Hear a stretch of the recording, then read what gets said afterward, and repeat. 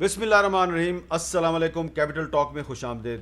لاہور کو پاکستان کا دل کہا جاتا ہے، لیکن زندہ دلوں کا یہ شہر اس وقت ہارس ٹریڈنگ کی ایک منڈی بن چکی ہے۔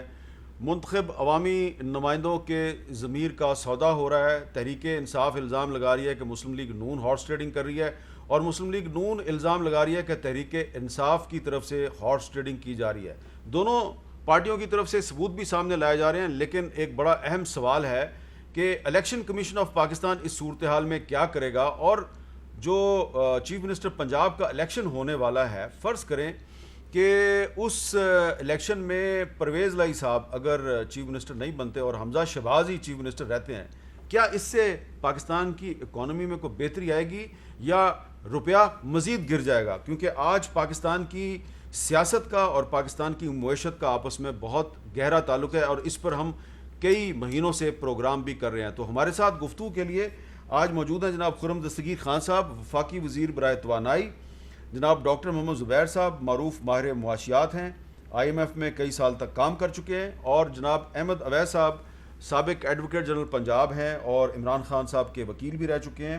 تو آج کی جو صورتحال ہے اس پر بات کرنے سے پہلے ہمیں یہ بتانا ہوگا کہ اس وقت ہماری پاکستان کی جو اکانومی ہے اس کے جو ڈاکٹر صاحب ہیں، ڈاکٹر مفتاح اسماعیل، آج جب وہ میڈیا کے ساتھ بات کر رہے تھے تو وہاں پر اندھیرا چھا گیا۔ وہ اندھیرا کیوں چھایا، ذرا دیکھیے۔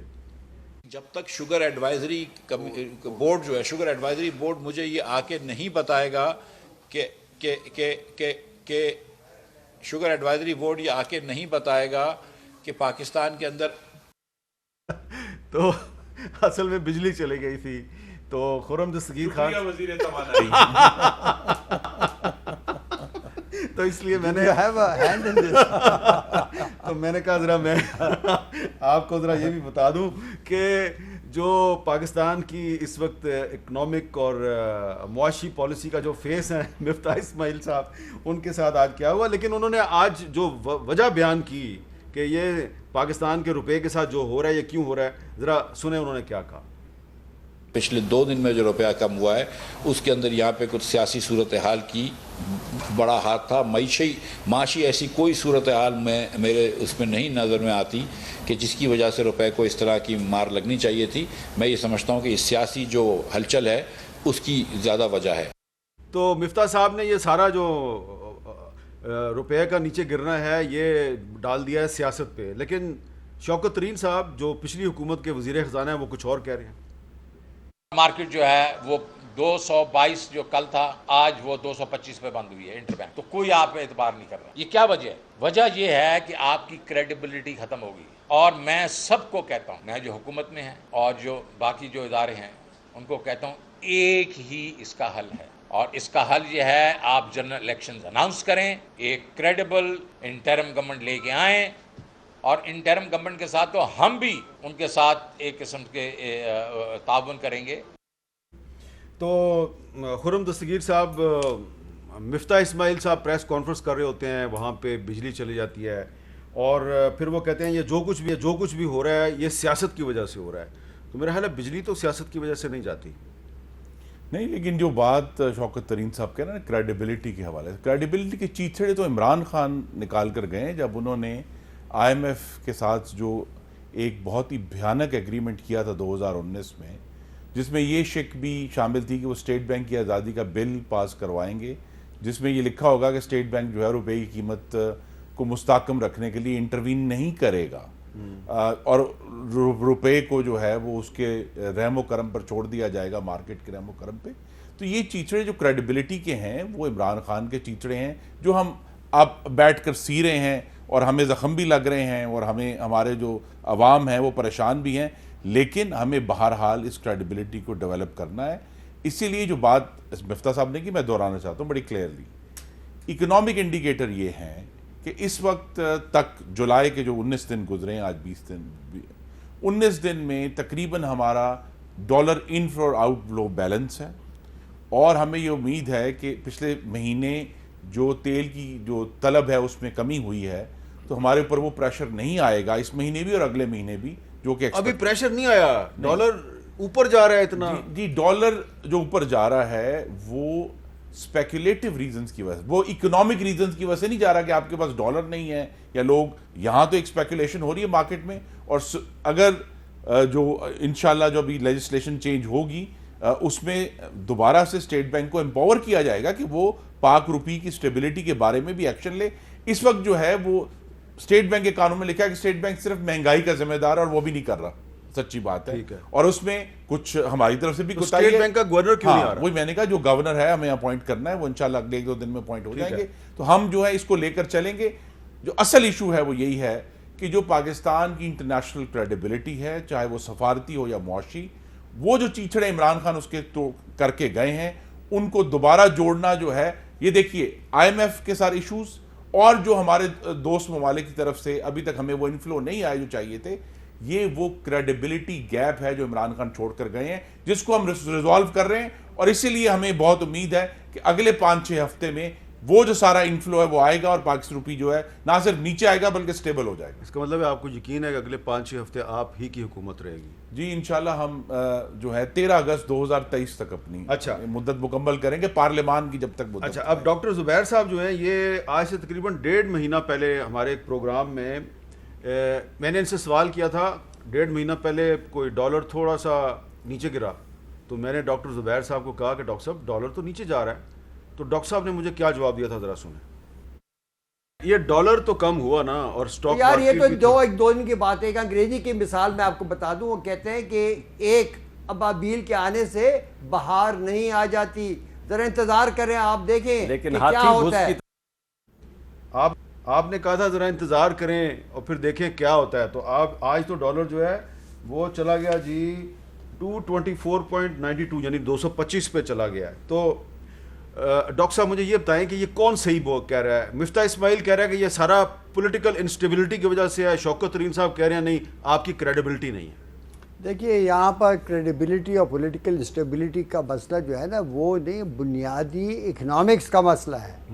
وہ یہ ہے کہ دیکھیں جب ڈالر کی بھی ایک منڈی ہے, وہاں پر جو ڈالر آ رہا ہے انٹر بینک میں اور جو خریدا جا رہا ہے, اس میں جب وہ ڈیفیسٹ ہوگا تو ڈالر کی قیمت بڑھتی جائے گی روپے کے اندر. یہ تو ایک واضح کام ہے.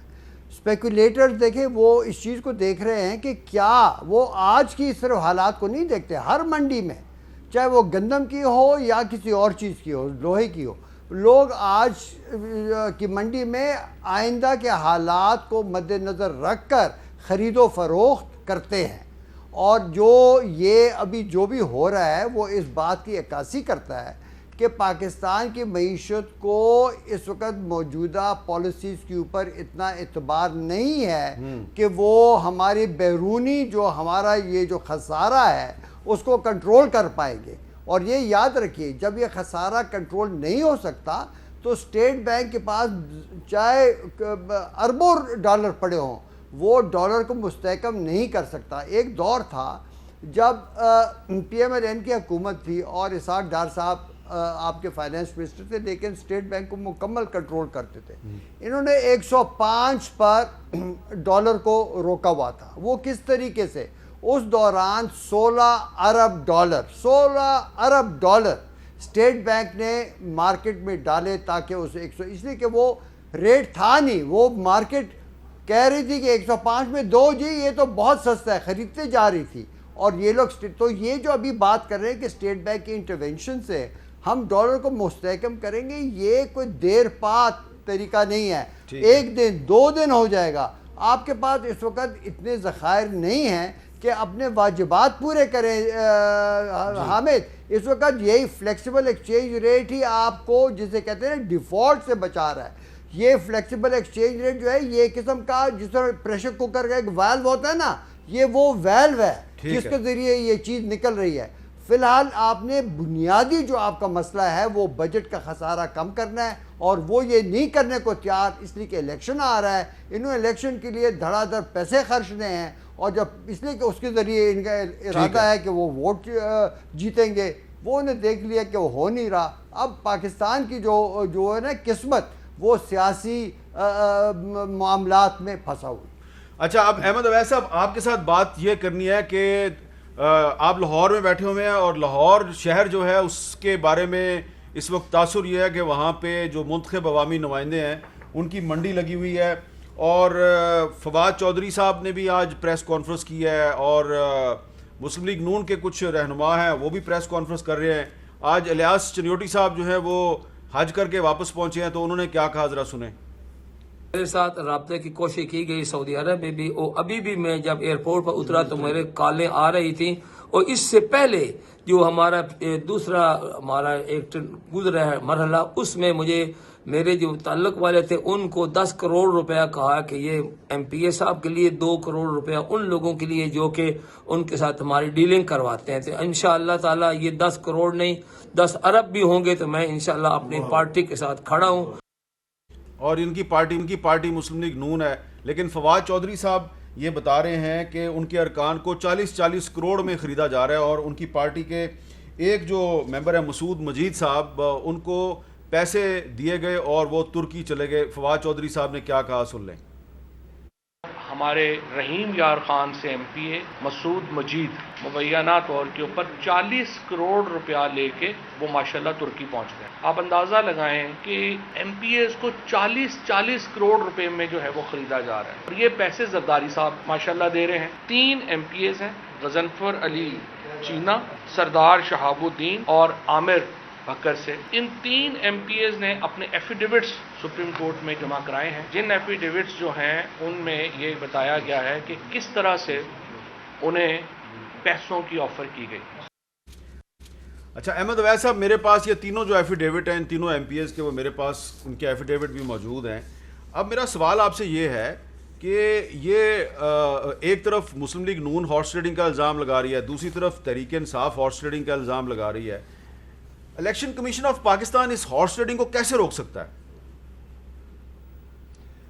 دیکھیں نا, یہاں تو بڑے ڈراسٹک سٹیپس لینے چاہیے تھے جو نہیں لیے گئے. بار بار سپریم کورٹ میں جب یہ کیس چلا تھا وہاں بھی یہ پی ٹی آئی کا یہ وہاں موقف تھا کہ آپ جو اس قسم کی ہارس ٹریڈنگ میں جو ملوث ہوتے ہیں, ڈیفیکٹ کر رہے ہیں, ان کو آپ لائف ڈسکوالیفیکیشن کی طرف لے کر جائیں. وہ انہوں نے بھیج دیا پارلیمنٹ پہ. اب پارلیمنٹ کن لوگوں کی ہیں وہ آپ کے سامنے بیٹھے ہوئے ہیں.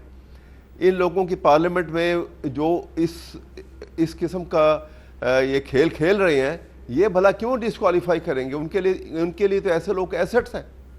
یہی پرابلم بن گئی, اور یہ ہمارے ملک کی پرابلم ہے. اس سے یہ اندازہ کوئی اس کے اوپر سوچنے کو تیار نہیں ہے کہ یہ امورل ایکٹیویٹی جو ہے یہ پاکستان کو کہاں سے کہاں پہنچا دے گی. اور پولیٹیکل پیرالائسس جو ہے یہ پاکستان کی اکانومی تباہ ہوئی پڑی ہے, اور میرے خیال میں مزید اس کی جو ہے وہ ایک ایسے لگ رہا ہے کہ بس ڈارکنس میں جا کے یہ گر رہی ہے اس بری طرح سے کہ اس کو کوئی صورت نظر نہیں آتی کہ ہم کیسے اس کو بچائیں گے. اور ابھی جو خرم دستگیر صاحب بڑے اچھے ہمارے دوست ہیں, لیکن ابھی جو بات کر رہے تھے آج اکانومی کے اوپر, تو مجھے تو ایسا لگ رہا تھا کہ جیسے ایک بی اے کا اکنامکس میں سپلیمنٹری آئی جس اسٹوڈنٹ کی آئی ہوتی نا, تو وہ جو جس اکانومی کی بات کرتا ہے, یہ اکنامکس کے متعلق جو کانسیپٹ بیان کرتا ہے, یہ ویسی بات کر رہے تھے. دیکھیے آپ دیکھیں, بڑی سیدھی بات ہے. عمران خان کا جو پیریڈ تھا اس میں پاکستان کا فارن ایکسچینج جو ہے وہ ٹاپ پہ گئے ہیں. اس سے پہلے وہ 28 بلین تک یہ فارن ایکسچینج گیا ہے, جو اس سے پہلے نہیں تھا, کبھی پاکستان کی تاریخ میں نہیں گیا. اب اس وقت آپ دیکھیے 7 بلین پہ آیا ہوا ہے. 2 امپورٹس کی ہمارے پاس جو ہے گنجائش ہے کہ ہم وہ اس کو پورا نہیں کر سکتے. اس خطرناک صورتحال سے ہم 2-4 ہیں. اور ڈالر جو ہے وہ آپ نے بھی بیان کیا کہ 224 کے اوپر اس بار ڈالر ہے, 225 کے اوپر ڈالر ہے, اور اس کو پتہ نہیں کہ کہاں جا کے رکے گا. تو ایسی صورتحال کو کنٹرول کرنے کے لیے بجائے اس کے کہ ہم سر جوڑ کے بیٹھیں, پاکستان کا مسئلہ ہے, اس میں بھول جائیں کہ کون اپوزیشن ہے, کون حکومت کی پارٹی ہے. ملک کو سنبھالنا ہے, پاکستان ہوگا تو سب کچھ ہوگا. یہ فریگمنٹیشن جو ہے, اور یہ چھوٹی چھوٹی جو ہم آپس میں جو ہے پالیٹکس کر رہے ہیں, اور انسکروپلس طریقے کے ساتھ کہ جہاں پہ ہم خرید رہے ہیں, خرید و فروخت ہو رہی ہے, وہ ایک منڈیاں لگائی ہوئی ہیں, بازار جانوروں کی طرح جو ہے وہ بھیڑ بکریوں کی طرح ہم اپنے آنریبل ممبر جو پارلیمنٹ ہیں یا ممبر جو پروونشل اسمبلیز ہیں ان کے ساتھ برتاؤ کر رہے ہیں. یہ اٹ از سو پینفل. میں یہ سمجھتا ہوں کہ ہمیں یہ اپنا رجحان جو ہے اگر نہیں بدلیں گے تو میرا خیال میں کوئی صورت جو ہے बचत की सूरत नज़र नहीं आएगी। आप देखें अभी वो इलियास साहब बात कर रहे थे तो मेरे ख्याल में वो हियर से था, उन्होंने कहा कि जी उन्होंने फलां आदमी ने कहा कि मुझे ये कहा गया है, तो हियर से एविडेंस इज़ नो एविडेंस। लेकिन बहरहाल ये बात अपनी जगह हकीकत है कि ये काम हो रहा है और इसको अगर बड़ा स्ट्रॉन्गली चेक ना किया गया और इलेक्शन कमीशन खामोशी से ऐसे ही बैठा रहा तो मेरे ख्याल में हम किसी ऐसे ख़तरनाक अंजाम की तरफ हैं कि जिसको रिट्रीव करना बहुत मुश्किल होगा। अच्छा खुर्रम दस्तगीर साहब, इलेक्शन कमीशन जो है वो क्या कार्रवाई कर सकता है? मैंने देखा है कि पहले भी बहुत से ऐसे वाक़यात हुए जब आपकी पार्टी इल्ज़ाम लगा रही थी तो इलेक्शन कमीशन ने उस वक्त भी कुछ नहीं किया। तो इलेक्शन कमीशन आज की सूरत हाल में क्या कर सकता है जब दोनों पार्टियां हॉर्स ट्रेडिंग का इल्ज़ाम लगा रही हैं? पहले तो जो मंडियों के सौदागर हैं उनका चेहरा बेनकाब होना चाहिए। 2018 का जो इंतखाब है जिसमें बहुत धांधली हुई, उसके बावजूद आपके नाजरीन को याद होना चाहिए और अवैस साहब को भी कि मुस्लिम लीग नून पंजाब असम्बली में सबसे बड़ी पार्टी थी 166 अरकान के साथ, और 155 अरकान PTI के थे। तो 155 से 186 तक कैसे पहुंचे? हॉर्स ट्रेडिंग से पहुंचे। और अब तो उन जहाज़ों की तस्वीरें भी हैं जिनमें उनको अब बकौल अवैस साहब के भेड़ बकरियों की तरह जो है वो हांग कर लाया गया था। और जब इससे पहले के इमरान खान साहब और उनके जो साथी हैं वो हमें भाषण दें अखलाकियात का, सादिक सजरानी के इलेक्शन में क्या हुआ था सेनेट ऑफ पाकिस्तान में कि वहाँ जो है वो बंदे गायब हो गए। वो खुद ही गायब हो जाते हैं लोग कि जो एक सेकंड पहले जो है 66 बंदे खड़े हुए मोशन के हक में, जब वोटिंग आई तो 51 रह गए। तो ये सारे इश्यूज जो हैं ये हमारा हिस्सा हैं। इलेक्शन कमीशन ऑफ पाकिस्तान जो है वो उसको एविडेंस तलाश करनी है। आपने दिखाए जो अक्स दिखाया यहाँ सुप्रीम कोर्ट में जो एफिडेविट्स हैं उसमें किसी शख्स का नाम नहीं, मुझे कहा एक नंबर से मुझे फोन आया, ये कोई एविडेंस नहीं है। क्या लिखा है इसमें? ये कह रहे हैं कि मैं हल्फन बयान करता हूं कि मुस्मात रहीला MPA ने कल रात मेरे नंबर पे कॉल की जिसका रिकॉर्ड मेरे फोन में सेव है और मेरी इतावला तारड़ से बात करवाई जिसने मुझे 25 करोड़ रुपए की पेशकश की कि मैं अपना वोट वज़ीर आला पंजाब के लिए बिल एवज रकम मुतज़क्रा उनको बेच दूं और मजीद 10 MPAs मुतज़क्रा रकम के एवज खरीदने की कोशिश करूं और हॉर्स ट्रेडिंग में साथ दूं, जिसके लिए मुझे अलग। देखिए इलेक्शन कमीशन को इस बयान हल्फी पे क्योंकि एक मुंतखब रुकन का है बुलाना चाहिए। ये सब हजरात जिनके नाम हैं उनको बुलाना चाहिए, उनसे पूछना चाहिए कि क्या है, आपके पास क्या एविडेंस है, उनके पास क्या एविडेंस है, क्या उसका कोई रिकॉर्ड मौजूद है या ये सिर्फ एक खेल खेला जा रहा है जो इस तरह 2018 में भी खेला गया था। मेरे पास कुछ ट्वीट्स हैं। मसलन इमरान खान साहब ने आज एक ट्वीट किया है, today Lahore is seeing a repeat of the Sindh house horse trading that happened in Islamabad with up to ₹50 crore being offered to bye MPAs। ये इमरान खान साहब कह रहे हैं। और जो मुनस लाई साहब हैं वो कह रहे हैं नून लीग और उनके धादियों की पार्लिमानी पार्टी की मीटिंग में सिर्फ 144 MPAs मौजूद थे। ये PTI और PMLQ के MPAs पर नजर रखने की बजाय पुलिस और IB को अपने बंदों के पीछे लगाएं। यानी कि वो इनडायरेक्टली कह रहे हैं कि हम भी तुम्हारे पीछे लगे हुए हैं। देखिए ना, ये आप दोनों कर रहे हैं ना, ये इल्जामात चलते रहेंगे। असल इशू यही है कि परसों पंजाब में जो 12 करोड़ पाकिस्तानियों का रहने की जगह है उसको पॉलिटिकल स्टेबिलिटी चाहिए।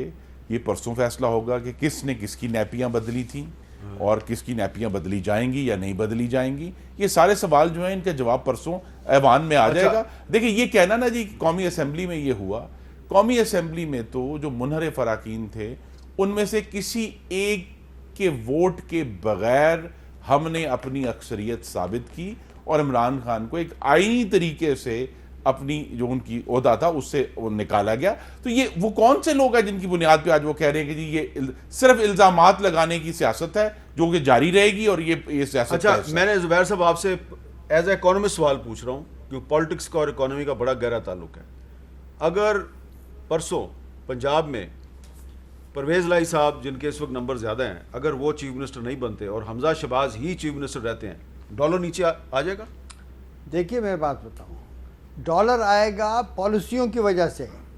ये यहाँ पर कौन सी पार्टी आती है उससे कोई फ़र्क नहीं पड़ेगा। इस वक्त किसी पार्टी ने वाज़ेह तौर पर नहीं बताया कि वो कौन से ऐसे इक़दाम लेंगे जो मैक्रो इकनॉमिक पॉलिसी के मुताबिक पूरे उतरते हों, जो हमारे जो बुनियादी जो वो है ना इम्बैलेंसेस जिसे हम कहते हैं उसको वो दूर करे।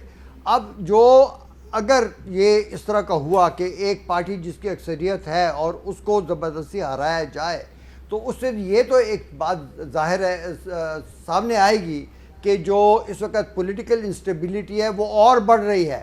تو جو عام شہری ہے یا جن کے ڈالر کی جن کی ضروریات ہیں وہ تو اور ڈالر مانگیں گے. ڈالر کی قیمت بڑھنی چاہیے, کم نہیں ہوگی ایسے پولیٹیکل انسٹیبلٹی بڑھانے سے.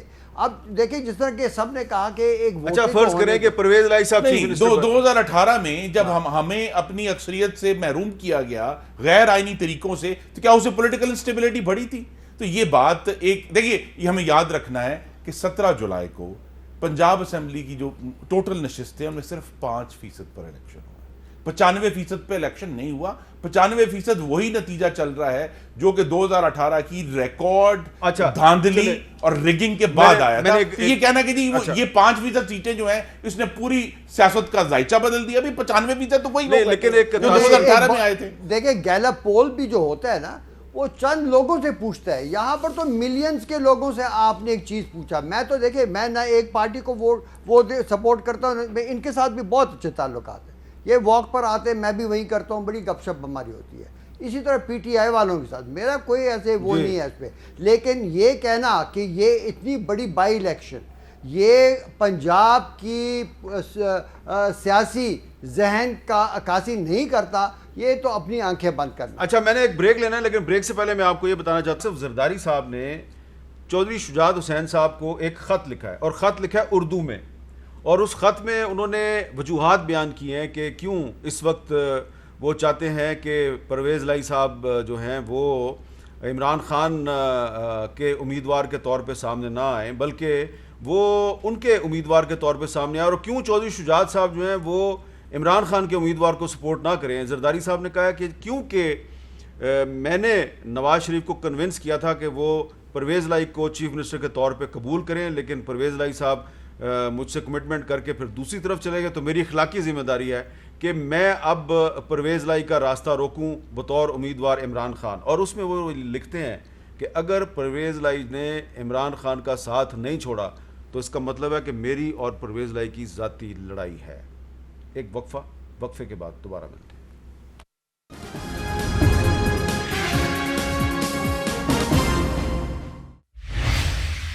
کیپٹل ٹاک میں دوبارہ خوش آمدید. احمد اویس صاحب سے بات کرتے ہیں. احمد اویس صاحب کچھ دن پہلے یہ جو پنجاب اسمبلی کا جو بائی الیکشن تھا 17 جولائی کو الیکشن تھا, تو 16 جولائی کو جلیل شرک پوری صاحب جو مسلم لیگ نون کے تھے انہوں نے استعفیٰ دے دیا, اور فیصل نیادی صاحب نے استعفیٰ دے دیا. تو بڑی ایک عجیب بات تھی کہ جناب یہ دونوں نون لیگ کے ایم پی اے تھے, انہوں نے استعفیٰ دے دیا, اور اب پتہ چلا ہے کہ مسعود مجید صاحب جو ہیں وہ ترکی چلے گئے ہیں اور انہوں نے بھی استعفیٰ دیا ہوا ہے, اور اپریل کے مہینے سے استعفیٰ دیا ہوا ہے. اور مجھے انفارمیشن مل رہی ہے کہ کچھ اور بھی لوگ ہیں جو کہ غائب ہیں اور شاید 22 جولائی کو چیف منسٹر کے الیکشن میں نہیں آئیں گے.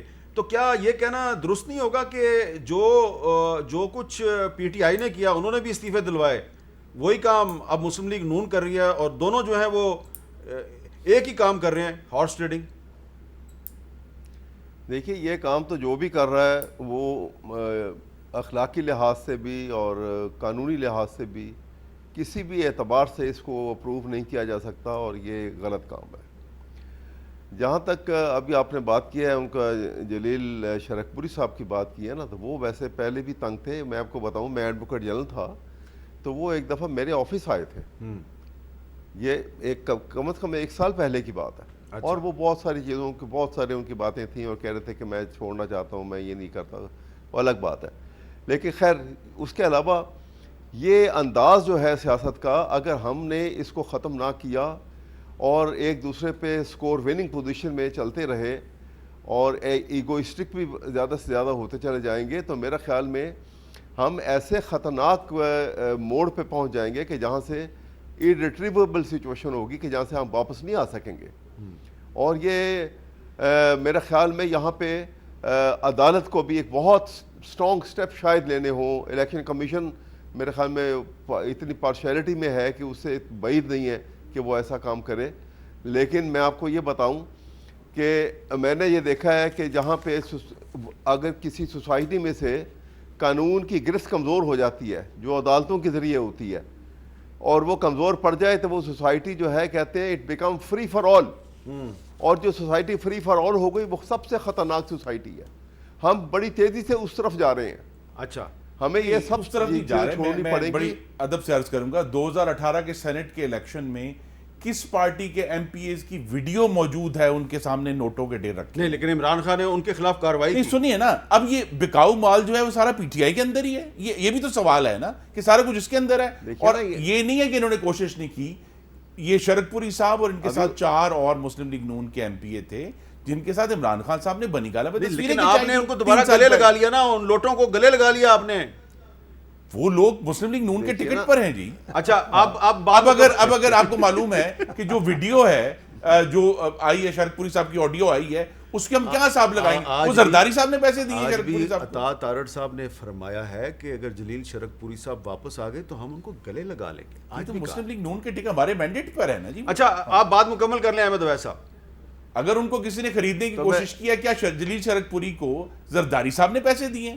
میں کہیں سے بھی کوئی ایویڈنس نہیں, لیکن زرداری صاحب کا نام لے کر یہ کہہ دینا کہ جی کے پی میں بھی ان کے لوگ بکیں, پنجاب میں بھی ان کے لوگ بکیں, یہی لوگ پنجاب میں ہمارے بندے بھی خریدیں, اب الزام لگا رہے ہیں. احمد اویس صاحب بات مکمل. میرا خیال میں یہ کہہ رہا ہوں کہ دیکھیے نا, ابھی ہر خرید و فروخت کے اوپر زرداری صاحب کا نام آ رہا ہے. ویسے میں بات کر رہا ہوں کہ اگر نون لیگ کا ایک پروجیکٹ ہے یا وہ ایک کام کر رہے ہیں تو زرداری صاحب ان کے لیے کیوں پیسے دیں گے؟ سمجھ نہیں آتی مجھے, مطلب لاجک کو, it doesn't appeal to logic.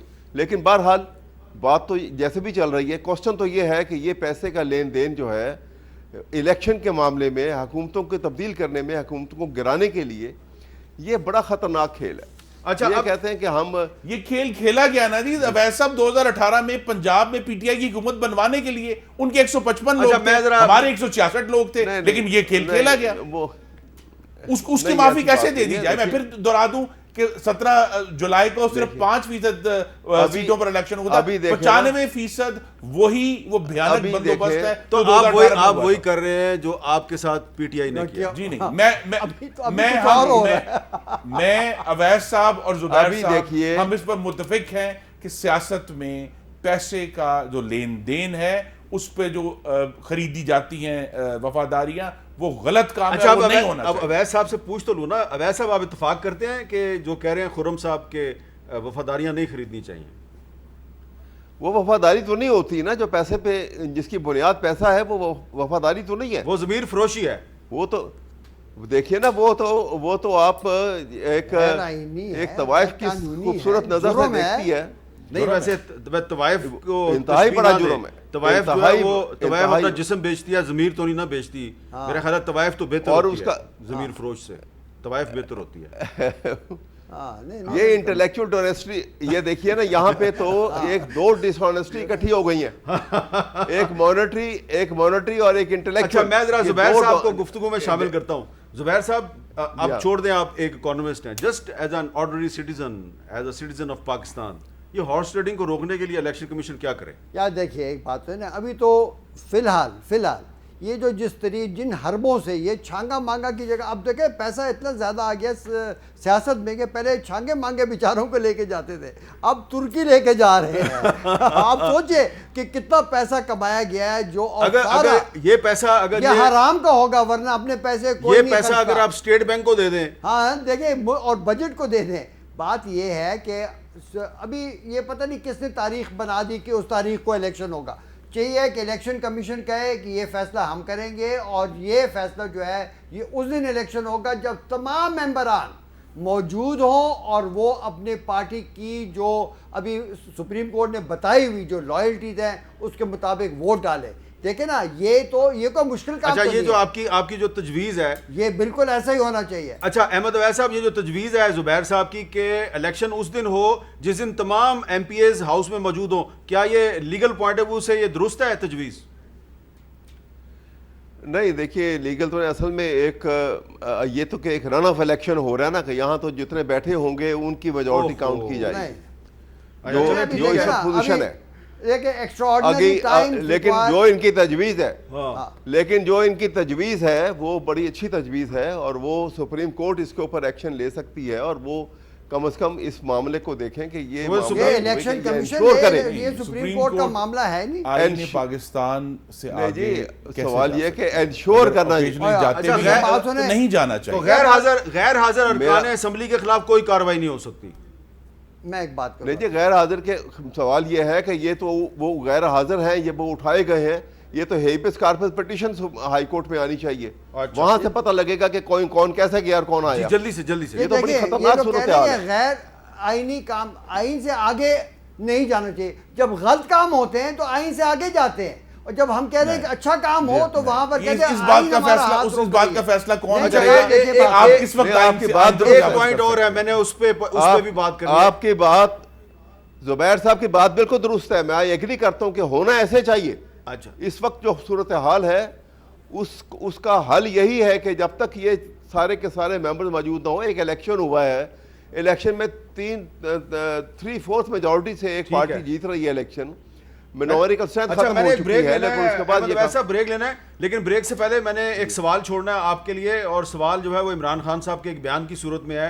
जरा सुने इमरान खान साहब ने चीफ इलेक्शन कमिश्नर के बारे में क्या कहा। इलेक्शन कमिश्नर सुन लो मेरी बात, तुम्हारा नाम लिखा जाएगा उधर पाकिस्तान के गद्दारों में। ये इलेक्शन के अंदर जिस तरह अभी तक धांधली हो रही है, इलेक्शन कमिश्नर तुम्हें नींद कैसे आ जाती है? तुम्हारे ज़मीर से कोई आवाज नहीं आ रही, तुमने अल्लाह को जवाब देना है। तुम्हारे से ये कौम भी पूछेगी, ऊपर वाला भी पूछेगा कि तुम्हें जिम्मेदारी दी थी कि इस मुल्क में मुंसिफाना इलेक्शन कराया जाए, और तुम एक नौकर बने हुए हो इन चोरों के। तो चीफ इलेक्शन कमिश्नर पे गद्दारी का भी इल्जाम लगाया गया है और चोरों का नौकर होने का इल्जाम भी लगाया गया है। सब ये मत भूलें कि 10 का इलेक्शन में इस पे बात करेंगे वक्त के बाद, उसके बाद फिर आपको आगे